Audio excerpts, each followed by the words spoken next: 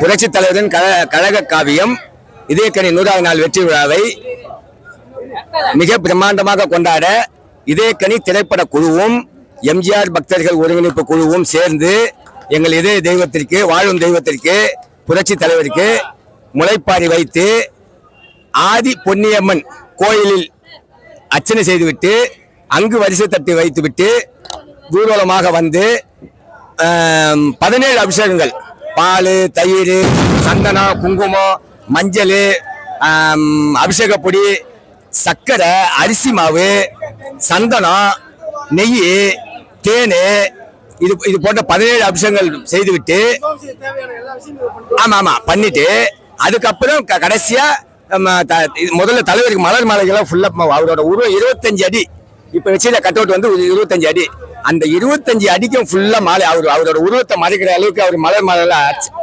அலங்காரம் செய்துட்டு மேலதாளத்தோட நாதஸ்வரம் மேலதாளத்தோட பேண்ட்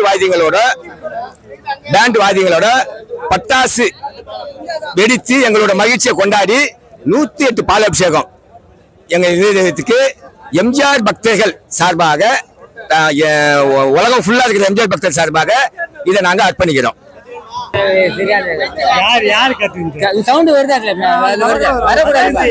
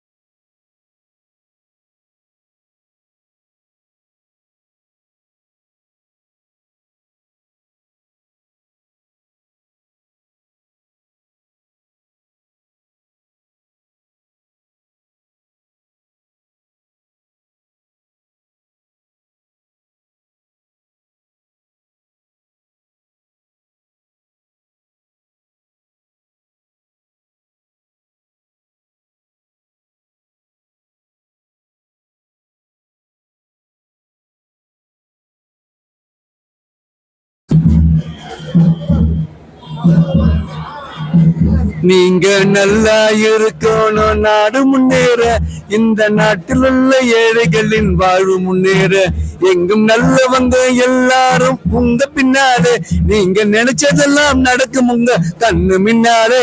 அதான் இப்ப நடந்துகிட்டு இருக்குங்க பாருங்க. அவர் நினைச்சதெல்லாம் காலம் சென்ற 40 வருஷம் ஆகுது. இந்த படம் வந்து 50 வருஷம் மேல ஆகுது. இன்னும் கூட எம்ஜிஆர் பக்தர்கள் எம்ஜிஆர் ரசிகர்கள் துல்லிட மாறாம ஒரு ஆக்டிவிட்டா ஒரு இதயக்கனி படத்தை செலிப்ரேஷன் பண்ணாங்கன்னா சாதாரண விஷயம் கிடையாது. 50 நாடு கிராஸ் ஆயிடுச்சு. இந்த படத்துல ஒவ்வொரு ஃப்ரேமும் ஒவ்வொரு காட்சியும் சூப்பர். ஸ்டண்டா இருக்கட்டும், டான்ஸா இருக்கட்டும், படமா இருக்கட்டும், இதெல்லாம் வந்து ரொம்ப ஒரு பிரமாதமா இருக்கும். ஒரு படத்தோட கான்செப்ட்னா எம்ஜிஆர் படங்களை பார்த்தீங்கன்னா உங்களுக்கு கொள்கைகள், தத்துவங்கள், நல்ல கதை அம்சங்கள் இதெல்லாம் இருக்கும். இதுதான் எம்ஜிஆர் படம். எம்ஜிஆர் படத்தை ஸ்டண்ட் நல்லா இருக்கும், அவரோட காஸ்டியூம் நல்லா இருக்கும், ட்ரெஸ் நல்லா இருக்கும், மக்களை கவர்ந்திருக்கும். இதை விட மக்கள் மனசுல என்று குடியிருந்த கோயிலாக இருக்காரு.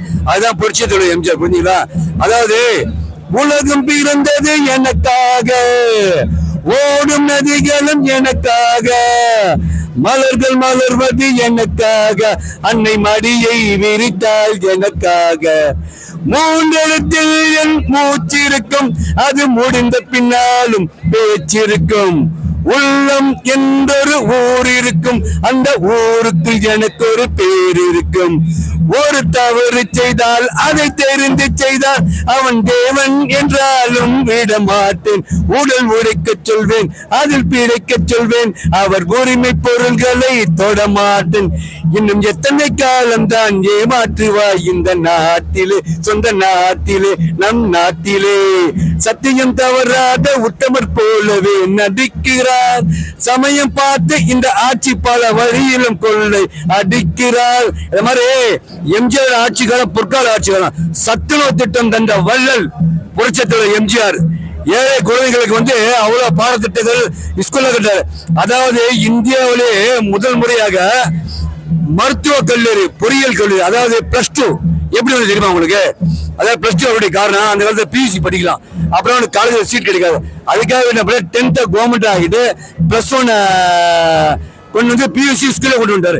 எல்லாரையும் படிக்கிட்டு வரதுதான். அதே இடத்துல திட்டம் ஒன்று கேட்கிறாரு, இவங்களுக்கு எல்லாம் காலேஜ் சீட் வேணும். அப்பதான் வந்து MGR college, SRM college, JPR college, Sathyabama college, மருத்துவ பிரைவேட் காலேஜ், இன்னைக்கு படிப்புக்கு ஒரு முன் திட்டங்களை விஜயத்தோட புரட்சித்தலைவர் எம்ஜிஆர். அவர் காலத்தில் அதிகபட்ச பல்கலைக்கழகங்கள், காலேஜுகள், யூனிவர்சிட்டி திறக்கப்பட்டார். இதை யாராலும் சாதனை செய்ய முடியுதா? இந்த செய்ய முடியுதா? 1983 மழை வெள்ளம், டீநகர் வெள்ளம் இடிப்பு அளவுக்கு இருக்கு. எல்லாம் அள்ள புடிஞ்சு போச்சு. கன்னிமரா ஹோட்டல் எம்ஜிஆருக்கு ஸ்பெஷல் ஷூட் புக்கிங். புரட்சித்தலைவர் எம்ஜிஆர் சீஃப் மினிஸ்டர் அந்த ஷூட்ல போய் தங்கலாம். இங்க ராமநாத தோட்டம் மழையில முழுகிச்சு. எம்ஜிஆருக்கு ஆர்டர் போது நீங்க வண்டியை நேரம் வாங்கின செக். நானாவது கன்னிமரா ஹோட்டல் தகுந்த வேஷ்டிய மடிச்சு கட்டி மவுண்ட் ரோட்ல இறங்கி வந்தா பாருங்க, அவன் தாங்க தலைவன், உண்மையான தலைவன். உடனடியே ஆர்டர் போட்டான். என்ன உத்தரவு? அனைத்து மக்களுக்கும் ஒரு மூட்டை அரிசி, 5 லிட்டர் கிறிஸ்டால், 5 கிலோ ஃபார்மாலிட்டி கொடுத்த முதல் தலைவர் இந்தியாவில் அவர் தாங்க. அந்த அரிசி முடிய அவன் குடும்பத்தோட வச்சுக்கிட்டு சார், தூக்க முடியாம தூக்கிட்டு வந்தான். அவ்வளவு பெரிய திட்டங்கள் அவரு. இதெல்லாம் வந்து யாராலும் பண்ண முடியுமா? இதான் ரியல் டாக் எம்ஜிஆர். எம்ஜிஆர் வந்து ஒவ்வொரு ஆட்சி கருத்து அவருடைய திட்டங்கள் ரொம்ப பலன் உள்ளது.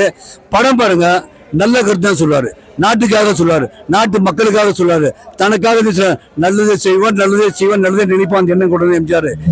சிக்கும்பங்க அந்த ஒரு கான்செப்ட் படத்தில் இருக்குது, பிரமாதம் ஆட்சி அமைப்பா அதோட சூப்பரா இருக்கும். இதை மாதிரிலாம் யாரும் பண்ண முடியாதுங்க ஆட்சி. இந்த ஆட்சி வந்து தலைவர் தான் மீண்டும் பிறந்து வரலாம். புரியுதுங்களா? இது 50 வருஷம் யாராவது சொல்லுவாங்களா இந்த செலிபிரேஷன் பாடா? மவுண்ட் ரோடு எல்லாமே எடுத்து கூட்டு இருக்கும். எம்ஜிஆர் மவுண்ட் ரோடு போதா, ஆஹா, அதெல்லாம் வந்து ஒரு படங்களையும் பாட்டு இருக்கு, பிரமாதமா இருக்கும். கண் போன போக்கிலே கால் போகலாமா, கால் போன போக்கிலே மனம் போகலாமா, மனம் போன போக்கிலே மனிதன் போகலாமா, மனிதன் போன பாதையை மறந்து போகலாமா. ஆமா ஆமா, எம்ஜிஆர் படங்களே தேசபக்தி வளர்த்திருக்காரு. அந்த கான்செப்ட் வந்து கெட்ட படம் இருக்கு. எம்ஜிஆர் படத்திலேயே கொள்கையில் நாட்டுப்பட்டு அதிகம் இருக்கு அவருக்கு. அதாவது அந்த எல்லைக்கு காவலுக்கும் வீரர்கள், அன்னைக்கு செய்ய பிள்ளைக்கு இதே படத்தை பாருங்க. அதை பார்த்த இதே சாரி அது இல்ல இதே வினை அதை பாருங்க. அது அந்த அதே மாதிரி ஒருத்தன் நாணயம் படத்துல குடிச்சிட்டு குமாரசி கிடப்பான். ஏன்பா இந்த பொண்ணா நேரத்தை குடிச்சு வெயிலாகிறத விட நாட்டு மக்களை நல்லதை செய்ய விட நாடு எங்களை செய்து நான் நாடு செய்ய உடனே சொல்ல, நான் என்ன செய்தது நமக்கு, என்ன கேள்விகள் கேட்பது எதற்கு, நீ என்ன செய்தாய் அதற்கு, என்னை நினைத்தா நன்மை உனக்கு. அதாவது எனக்கு வந்துட்டு அதுக்கு மேல ஒரு மாதிரியா இருந்தேன், ஓப்பனா சொல்றேன், மறைவெல்லாம் கிடையாது. அதுக்கு ஒரு மாதிரியா இருந்தேன், சொல்ல விரும்பல. அந்த கான்பிடன்ஸ் லைஃபையே மாத்திக்கிட்டேன்.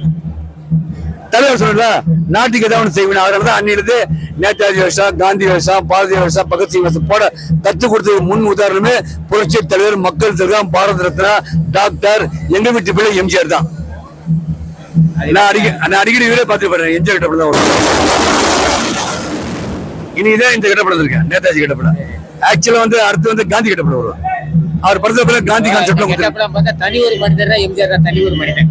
தனி ஒரு மனிதன், நாட்டுப்பற்று, தேசபக்தி மக்கள் மனசுல நிலை கொண்டிருக்கிறார். மக்களின் ஏழை மக்கள் இதே தெய்வமா குடியிருந்த கோயில குடிக்கொண்டிருக்க ஒரே ஒரு தலைவர் புரட்சி தலைவர் எம்ஜிஆர்.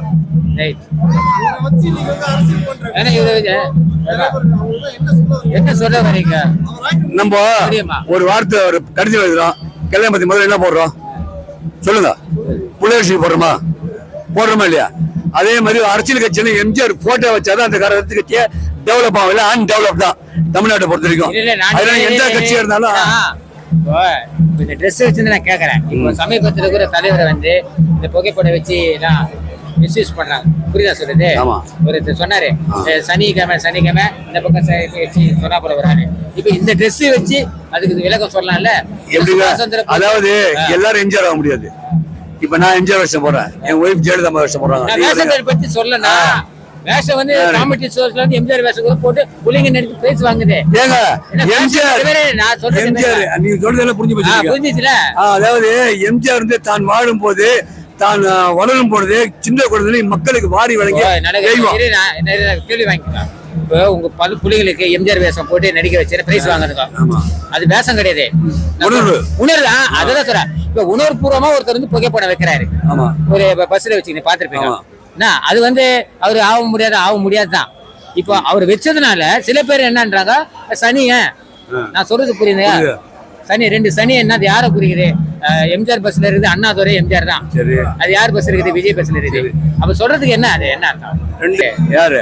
அது இன்னொரு சீமா என்ன சொன்னாரு, ரெண்டு சனிய புகைப்படத்துல பஸ்ல வச்சுக்கிறப்ப சொன்னா சீமா சொன்னாரு.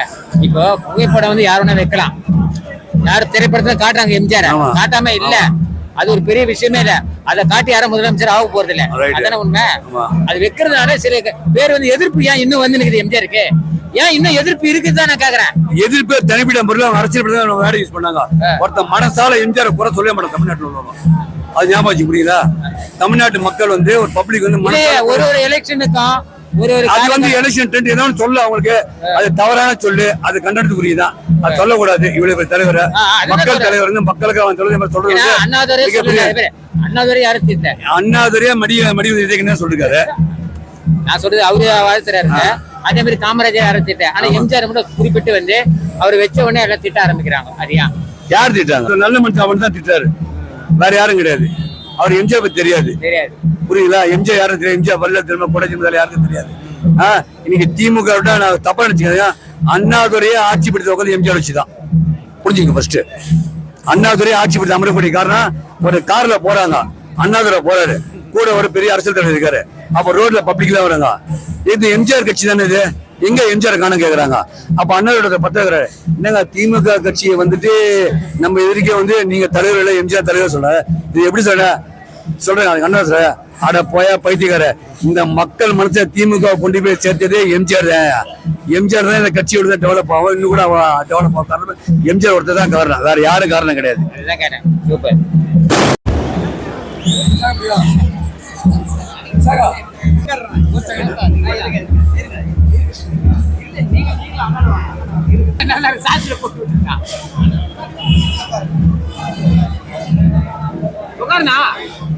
Okay okay okay.